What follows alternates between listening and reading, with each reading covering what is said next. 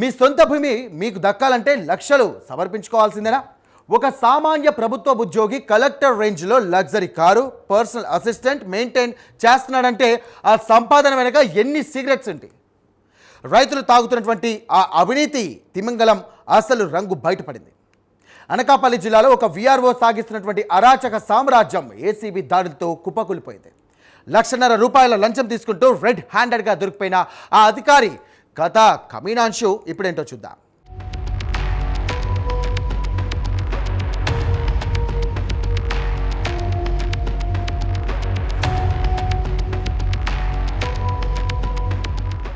అనకాపల్లి జిల్లా బుచ్చయ్యపేట మండలం పి భీమవరం సచివాలయంలో ఆ విఆర్ఓ అడుగు పెడితే ఒక రేంజ్ ప్రోటోకాల్ ఉండాలి. ఆయన కారులో దిగగానే ఫైళ్లు పట్టుకోవడానికి ఒక ప్రైవేట్ అసిస్టెంట్, అడిగిన పని కావాలంటే చేతులు తడపాల్సిందేనన్న అనలిఖిత నియమం. కొండంపూడి రెవెన్యూ పరిధిలో 2.5 ఎకరాల భూమిని మ్యూటేషన్ చేయమని ఒక రైతు దరఖాస్తు చేసుకుంటే మన విఆర్ఓ పోతల శంకర్రావు అసలు రూపం బయటపడింది. ఆ పని జరగాలంటే ₹1,50,000 క్యాష్ రెడీ చేయాలని కరాఖండిగా తేల్చి చెప్పేశాడు. ఆ రైతు బతిమలాడినా, తన ఆర్థిక పరిస్థితి వివరించినా ఈ అవినీతి అధికారి కనికరించలేదు. మనీ ఇస్తేనే మ్యూటేషన్ ఫైలు కదులుతుందని, లేదంటే ఆఫీస్ చుట్టూ తిరగాల్సిందేనని టార్చర్ పెట్టాడు. అక్రమ సంపాదనతో విలాసాలకు అలవాటు పడ్డ శంకర్రావుకు ఆ పేద రైతు కష్టం ఏమాత్రం కనిపించలేదు. చివరకు వేరే దారి లేక ఆ బాధితులు ఏసీబీ అధికారులను ఆశ్రయించడంతో ఈ గ్రీడ్ ఆఫీసర్ వేసిన ప్లాన్ రివర్స్ అయింది.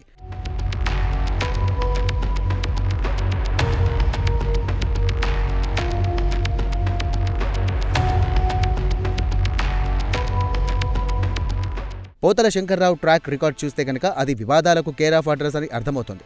2008లో సర్వీసులోకి వచ్చిన ఈయన గాజువాక నుండి భీమునిపట్నం వరకు ఎక్కడ పనిచేసినా అవినీతి ఆరోపణలు వెంటాడుతూనే ఉన్నాయి. గతంలో కాసింకోట, వైజాగ్ అర్బన్ ఏరియాల్లో పనిచేసినప్పుడు అక్రమాలకు పాల్పడిన ఏకంగా 2 సార్లు సస్పెండ్ అయ్యారు. అయినా సరే ఈయన తీరులో మార్పు రాలేదు. 6 నెలల కిందట బుచ్చయ్యపేట మండలానికి బదిలీపై వచ్చి ఇక్కడ కూడా తన వసూల పర్వానాన్ని కంటిన్యూ చేశారు.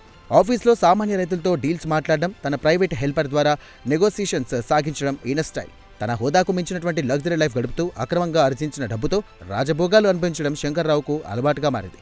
అయితే ఈసారి ఏసీబీ అధికారులు వేసిన పక్కా స్కెచ్తో ఆయన అవినీతి కోట బద్దలైపోయింది.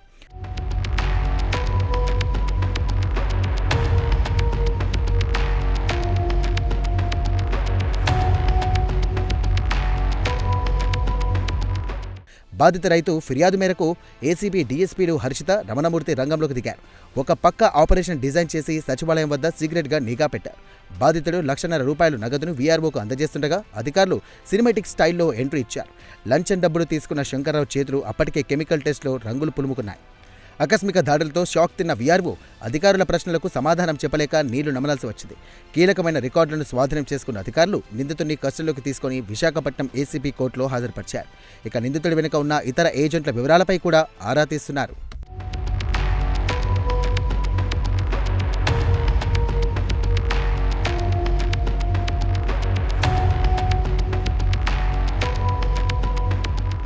చూసారుగా, అధికార గర్వంతో సామాన్యులను పీడిస్తే చట్టం తన పని తాను చేసుకుపోతోంది. ప్రభుత్వ ఉద్యోగం అంటే ప్రజలకు సేవ చేయడమే తప్ప వారిని లంచాల పేరుతో వేధించడం కాదని అధికారులు గుర్తించారు.